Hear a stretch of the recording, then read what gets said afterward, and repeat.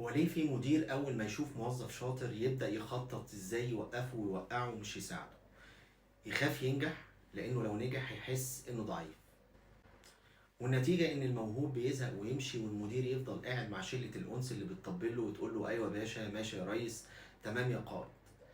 تعالوا نحكي حكاية شركة وقعت في نفس الغلطة وخسرت موهبة كانت ممكن تغير مصيرها كليا. في شركات كتير بيبقى فيه موظف شاطر جدا فاهم وبيشتغل من قلبه، بس للأسف بيتصدم بمدير مش شايف في نجاحه فرصة وشايف إنه بالنسبة له تهديد كبير. وده بيخلق مرض إداري شهير اسمه الانسيكيور ليدرشيب أو القيادة المرتابة، وده النوع اللي بيخاف من أي حد ناجح حواليه، يقلل منه، يهمشه، يخوفه، يطفشه، عشان يفضل هو البيج ستار الوحيد حتى لو الشركة كانت بتخسر. شركة أمريكية اسمها جي سي باني بدأت سنة 1902، شغالة في مجال الريتيل وبيع الملابس، وكان عندها أكتر من 1100 فرع في أمريكا كلها، وكانت من التوب 10 ريتيلرز في أمريكا كلها بعدد موظفين يتجاوز ال 150 ألف شخص، وماركة ضخمة الناس بتثق فيها وبتشتري منها من غير ما تفكر.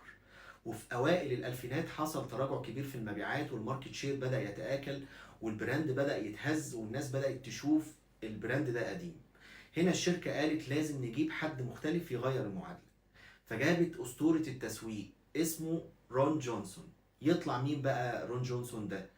ده الراجل اللي عمل تجربة أبل ستورز واللي حول فروعها من مجرد محلات لكوميونيتيز الناس بتحب تقعد فيها، وجاي بسي في تقيل وفيجن محترمة. بس للأسف أول ما بدأ يقترح أفكار جديدة واجه مقاومة كبيرة جدا، وبدأ رون جونسون يغير شكل الفروع بالكامل وحط تجربة اسمها الكاستمر سنتريك لاي اوت، وده تصميم بيركز على العميل.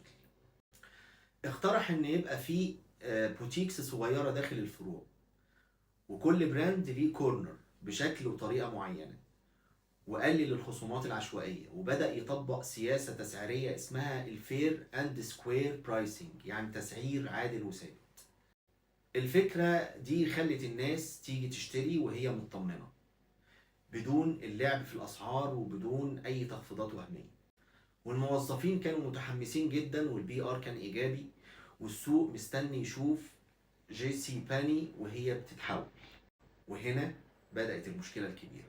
الرئيس التنفيذي بدأ يحس إن الأضواء كلها راحت لرون، والصحافة مشغولة بيه أكتر، والناس في الشركة شايفينه البطل اللي هيغير كل حاجة، وبدأ يحس بالغيرة الشديدة ناحية رون جونسون.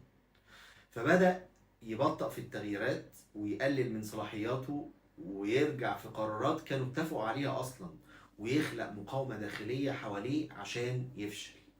والنتيجة إن رون جونسون ساب الشركة بعد 17 شهر بس، والشركة خسرت واحد من أذكى العقول اللي دخلت ليها. وبعدها دخلت جي سي باني دوامة خسائر لسنين وسمعتها اتهزت، ولحد النهارده بيحاولوا يرجعوا نص اللي كانوا عملوه أيام رون جونسون. واللي عايزك تتعلمه النهارده إن المدير الشاطر هو اللي بيخلق بيئة الناس الشاطرة اللي تنجح فيها. والغيرة مش ليدرشيب، دي بتعمل حاجات اسمها التخريب الذاتي. والمواهب لما بتتخنق بتمشي بسرعة، وان اي شركة بتدوس على الشاطر بتدوس على فرصتها في النجاح. الشركات القوية بتكبر بفرق قوية مش برؤساء خايفين. ورسالتي ليك النهاردة، لو انت مدير وبتخاف من الموظف الشاطر فلازم تراجع نفسك. الناس الشاطرة مش خطر، الناس الشاطرة هي رأس المال الحقيقي بتاع أي شركة، ومش عيب ولا ضعف إنك تبني حواليك تيم أحسن منك، وساعتها هتنجح بجد مش صدفة. الشركات اللي بتخلق نجوم هي الشركات اللي بتكسب بجد. ودي كانت حدوتي ليك النهاردة من حواديت بيزنس عن الغيرة، وازاي المدير اللي بيخاف من الشاطر ممكن يخسر شركته. تحياتي وتقديري، شريف الغزالي.